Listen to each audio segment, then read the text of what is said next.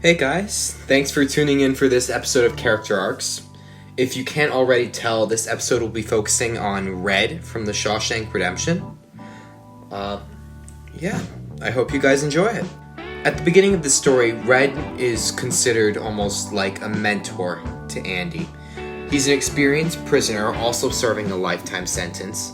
But on the contrast to Andy, he really has lost all hope for himself in escaping, and he's become quite comfortable with the institutionalization of him inside the prison and the schedule it offers. Red's story really begins when he takes Andy under his wing and really shows him the works of the prison.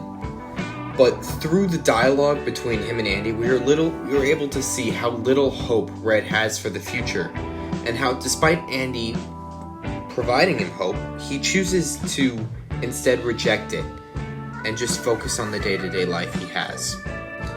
This next step in his story doesn't focus on him or Andy, but rather on another character in the prison named Brooks. Brooks is very similar to Red in the fact that he too has been serving a lifetime sentence, except he was just released, but he possesses the same views as Red in that hopelessness and just constant institutionalization.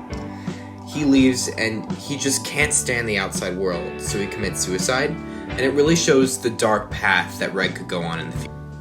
Now, much later down the line, Andy actually manages to escape Shawshank prison, providing what is considered a little spark of hope for Red. But even so, Red still follows on Brooks' path. He gets parole and gets out of Shawshank, but he takes up the same apartment as Brooks, the same job, pretty much the same everything. And at this point, the only thing that stops him from committing suicide is Andy's promise of hope. With this spark of hope he has, Red finally takes the step of escaping his hopeless cycle and follows Andy. After finding a box under a tree somewhere in the middle of nowhere, he goes to this town in Mexico with the Pacific and encounters Andy, with his last words being, "I hope." It's really poetic in a sense. But yeah, at the end, he really is a different man because of the hope he has found for his future.